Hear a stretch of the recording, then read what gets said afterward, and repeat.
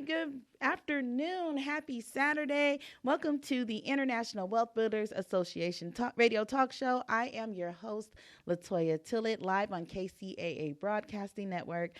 I'm a member of the Black Inland Empire Real Estate Investment Club and Finest Women in Real Estate. A little bit about myself, as you guys may already heard, but for those of you that are new to listening to the show, I am the broker owner of Tillett Realty Group and CEO of Tax Plus Financial Services. I help people pave the way to wealth through real estate by creating diverse portfolios that include commercial, residential, and international properties while maximizing their tax benefits.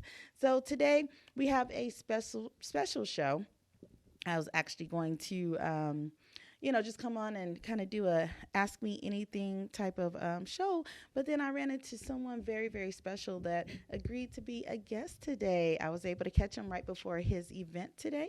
So I would like to welcome Dwayne Mooney to the show. How are you doing today, Dwayne? Doing wonderful. I'm doing fantastic. Life is good. I'm just, waiting to get my property internationally.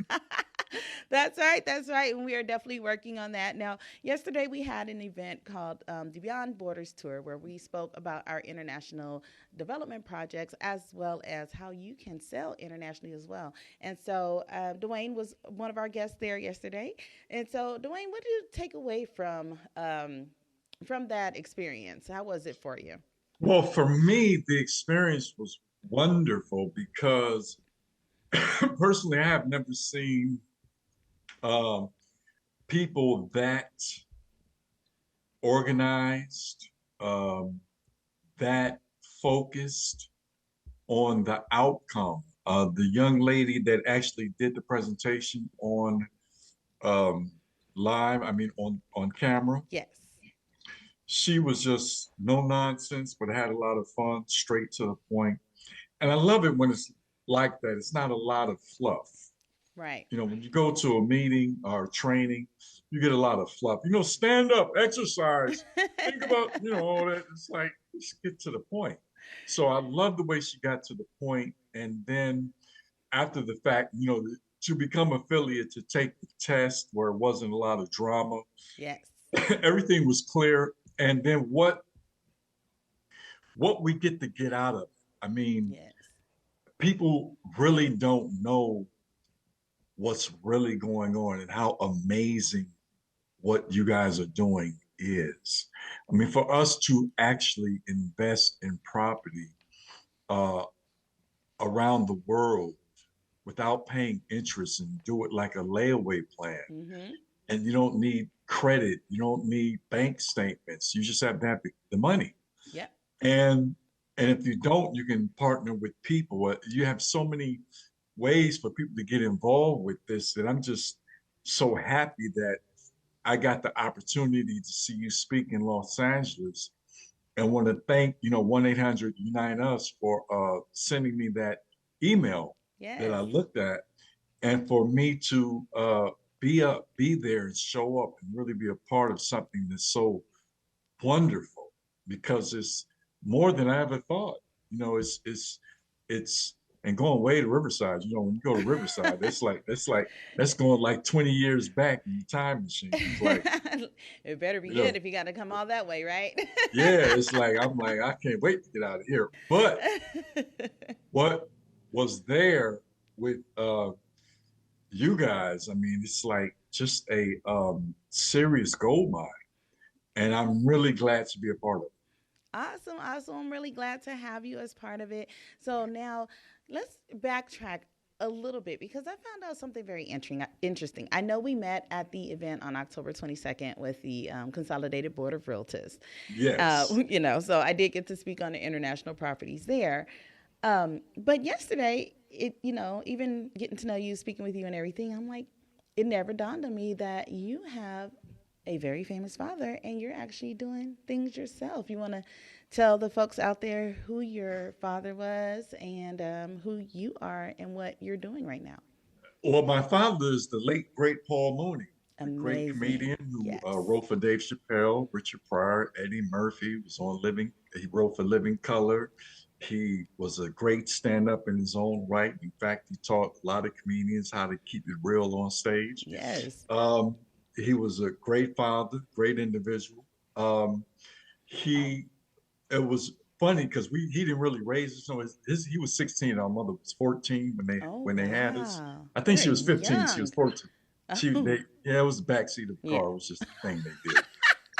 So so what what happened was the so yeah, so we really didn't get with him till we were about 15, 16, 17. Oh, okay. And we actually lived with him for 2 years from about right after high school, about Hmm. 2 years. Then he said, you N-words have to get out. Oh, okay. So, so, he used that all the time. Right, right. So, so he, so being around him, what was amazing, because it was the first time really I got to see a lot of Black folk who had big dreams, actresses, writers, Right. producers, directors, with these big dreams, these big epic dreams. So that was incredible. But the thing is that I didn't like is that a lot of them were struggling. Mm.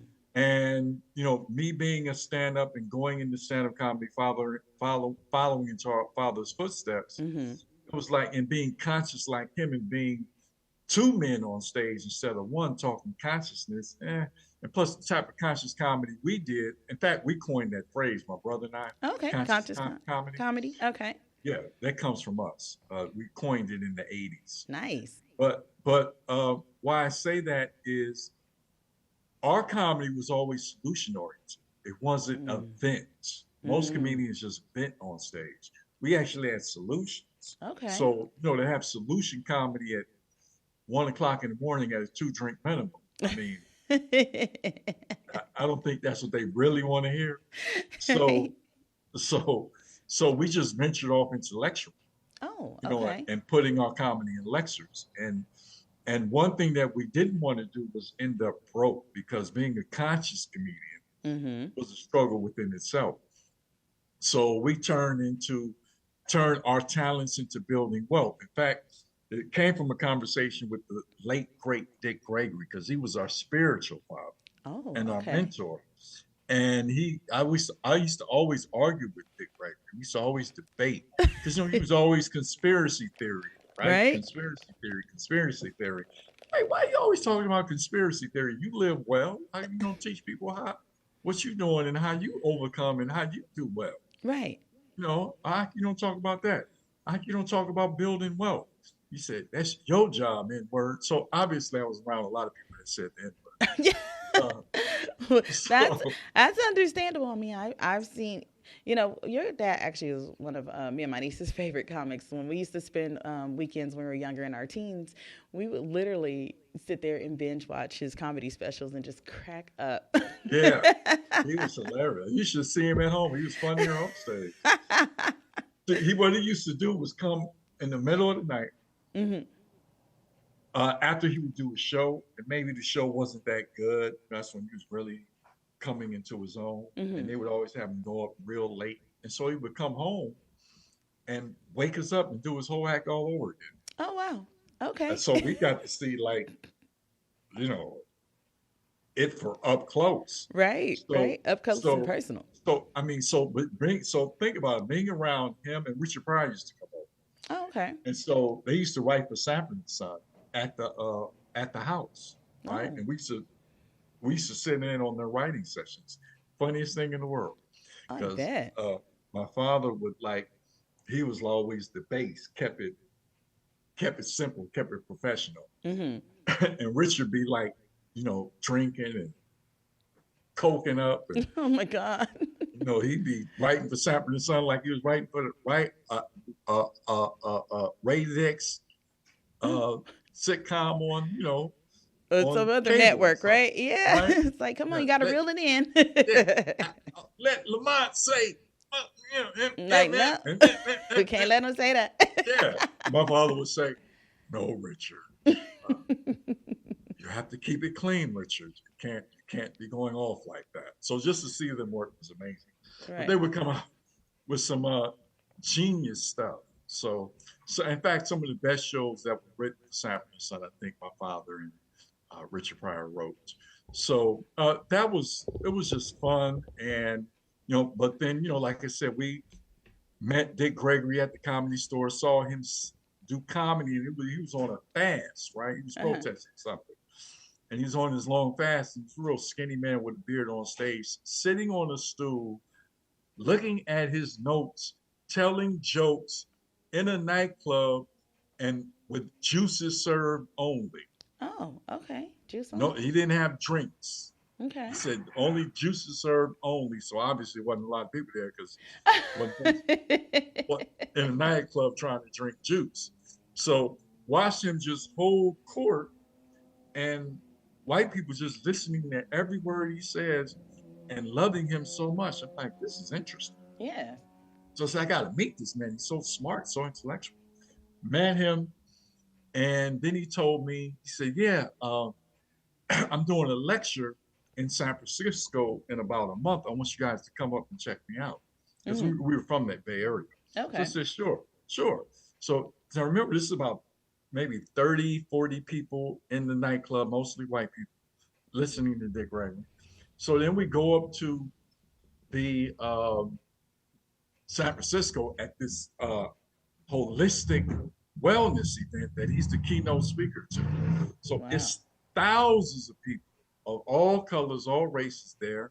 And he's on stage, moving around, talking, totally different from sitting in the chair, just talking real low, telling jokes. He's on stage being animated, telling jokes, telling stories, preaching, lecturing, giving information. I said, that's what I want to do. Okay. That's when I said, that was like one of those aha moments. To share information, be funny, give information, tell stories. This is it. Really uplifting people. People just clapping, going crazy, standing ovation. All right. I'm like, that's what I want. And so, that's great. Well, let me stop you right there, Dwayne, because we have to take a quick commercial break. So we'll go ahead. We'll be back in about 2 minutes, and we'll talk more about how you got into your passion of lecturing. So give us about 2 minutes, and we'll be right back.